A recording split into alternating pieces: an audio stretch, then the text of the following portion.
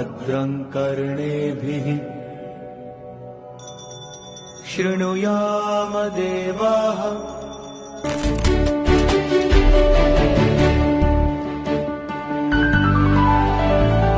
नमस्ते शरण्ये शिवे शानुकम्पे, नमस्ते जगद्व्यापिके विश्वरूपे, नमस्ते जगद्वन्द्यपादारविन्दे, नमस्ते जगत्तारिणि त्राहि दुर्गे।